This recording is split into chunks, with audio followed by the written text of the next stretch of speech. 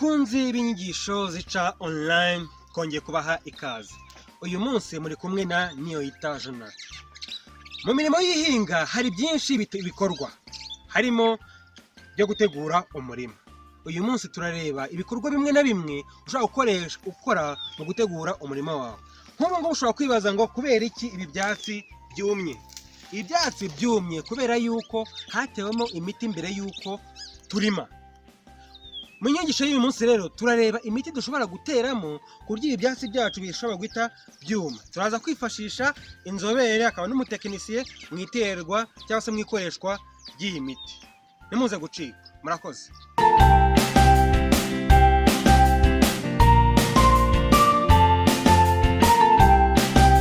Yitwa Blaise Belinda, ndi umutekinisiye mu bijyanye n'amamashini no guhinga no gukoresha imashini zihinga muri rusange.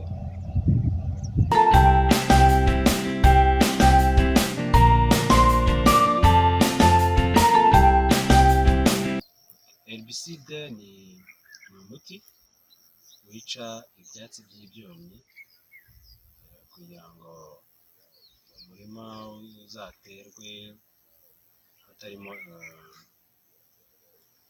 ibyonnyi by'ibyatsi nyine. Ubwo navuga nk'urwiri, nk'imicaca, n'ibyatsi byo mu ishyamba bitandukanye. Herbicide rero ikaba ari umuti nk'uko mubyumva ni ijambo ry'igifaransa. Harimo herbe na cide. Herbe ni ibyatsi nyine, hanyuma cide ni ukwica cyangwa ni ukwica muri makeya. Noneho aha muri spray habamo composé chimique ebyiri, harimo iyo herbicide, hakaba n'iyindi composé chimique yitwa urée. Urée nayo ikora nka catalyseur cyangwa se yihutisha gukora kw'iyo herbicide. Ifasha herbicide kugira ngo ikore akazi kayo ko kwica icyatsi cy'icyonnyi mu gihe cyihuse.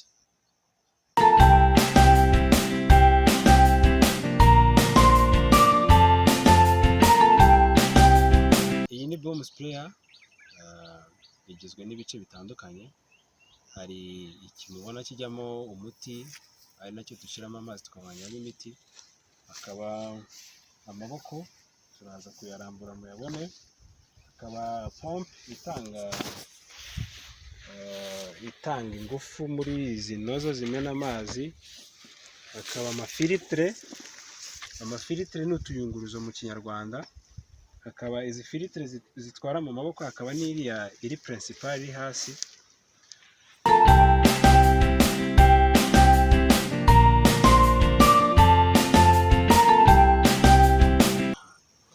Uyu muti rero wica ibyonnyi by'ibyatsi, iyo utewe ugira impact cyangwa effect yawo iwugira mu gihe cy'ibyumweru bibiri, nibwo biba bitangiye kugaragara neza ko ibyatsi byumye. Hanyuma indi mirimo ikaba yakurikiraho, haba yo guhinga, haba yo gutera, n'ibindi bigenda bikurikira imirimo y'ubuhinzi bw'imashini nyine.